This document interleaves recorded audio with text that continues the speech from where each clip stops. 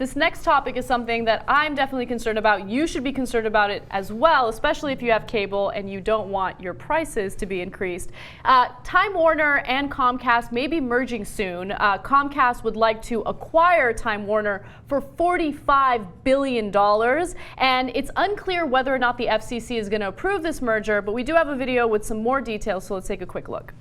Comcast and Time Warner Cable, America's two largest cable companies, agreed to merge, forming the ultimate mega evil cable company. Okay, I'm just joking, but people sure do hate their cable companies, because after the news broke, Twitter was filled with people making fun of how horrible life will be for customers under the merger.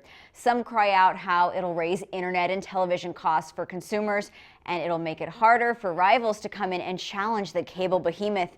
And by being so large, it won't have incentive to do right by customers and improve. But these two cable giants, of course, argue the opposite, that this marriage would be good for consumers by saving money, and it'll improve the tech offerings to better compete against new players like Google Fiber. Bottom line is that it's not approved yet, nothing is changing for a while, and you'll still feel grumpy about the quality of your customer service. Now, this merger would mean that there would be a near monopoly of cable. About 1 in 3 households that have cable would have to rely on Comcast. And if you're wondering whether or not the FCC is going to approve this, there's a tiny chance that they won't. But the reality is, when it comes to crony capitalism in this country, they probably will. Let me give you 3 examples. So Michael Powell used to be the head of the FCC. Well, it turns out that now he is the CEO of the NCTA, which is the main lobbying group when it comes to these cable companies. So the revolving door of politics. Another example would be Comcast giving Congress a record $7 million in campaign contributions. Of course, they're doing this, so Congress will approve of this merger. But if you look specifically at the Subcommittee on Communications and Technology, Comcast gave them $853,525. So nearly $1 million in campaign contributions to that subcommittee. So it's likely, if the FCC is going to be influenced by money, or if Congress is going to be influenced by money, they will approve this merger. So let's get to the nitty-gritty about what this means for all of us. James, both Time Warner and Comcast have many customers that despise them. So does this mean that if they come together, there's just more to love? Oh, there's so much more to love. Look, the FCC is a joke, and Comcast and Time Warner Cable are both fairly horrible. So what we can anticipate is the horribleness will be amplified. Customers will have less choice. The irony here is Comcast and Time Warner, as the clip indicated, are arguing that, hey, Amazon, Netflix, these are competition. So maybe we're concentrating power in the cable industry, but it's really this larger industry that we need to look at. Irony is, it's because they're so big and so bad that people are flocking to Amazon and Netflix. And so the merger that they think is going to increase competition is actually going to drive more people to their competitors.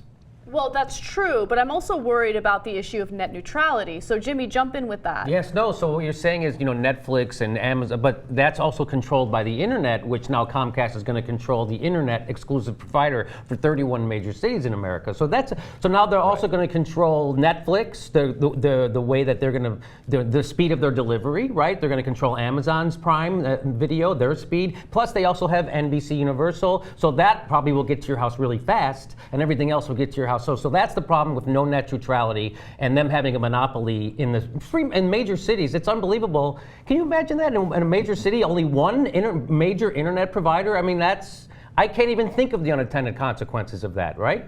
Well, yeah, I mean, it's about more than cable, and when you have a near monopoly in cable, and then you have that player working in delivery too, then it's a problem. I don't think you need net neutrality in order to fix the anti-competitive thing. I think you can sort of restore competition. I mean, what's antitrust law for, after all, if not this? Yes. Yeah, absolutely. I mean, these laws came into play for some reason. They just didn't go, oh, let's have let's guard against monopolies. Why? Because, it's because it's like, look, in everybody's lives, nobody really likes change. Once you get comfortable, right, and you got your routines, life is easy. And then something it has to change, and it really upsets the whole balance. And that's the way, like Comcast or Time Warner, they just want to keep providing services the way they don't want to have to be innovative if they don't have to. And here's a quick example of how bad Time Warner is. Okay, so everybody out here, we're in Los Angeles, so the Dodgers are, hot ticket. Now they've just created their own channel, right? There's a Dodger channel. Time Warner doesn't even know the number of the channel yet. And next week is the spring training starting, and I looked all over the place because a friend of mine called me and said, "Where is the Dodger station on Time Warner?"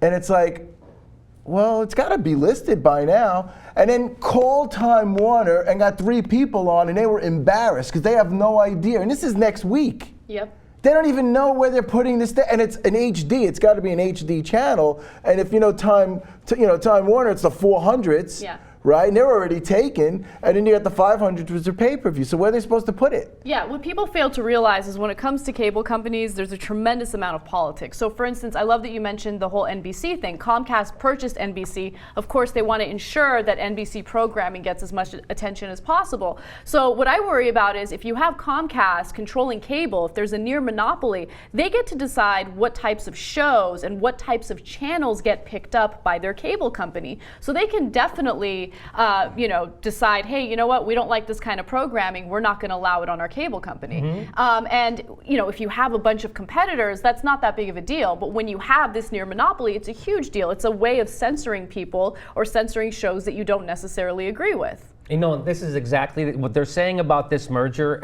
what the industry hacks are saying about this merger, that this merger will somehow benefit the consumer for lower prices, which is exactly what they said about the Telecommunications Act when they got rid of the regulations in owning media, right? So now one company can own multiple TV stations, radio stations, and newspapers in the same market, and they said that was because the internet was going to level everything out. Well, now they've gotten rid of net neutrality on the internet, so that's just as bad as the old-style media now as far as ownership goes. And guess what? Cable rates did not go down because of the Telecommunications Act. Go figure. Yeah. It's unbelievable. Look, we had this great thing going with new media. I hope it continues. But when you have cable companies or when you have traditional media or old media trying to control the way things are going, that doesn't really make way for a media revolution. And I worry about that. I worry about net neutrality. I worry about Comcast having the ability of deciding what type of programming makes it on air. And it's a scary world when you have a huge corporation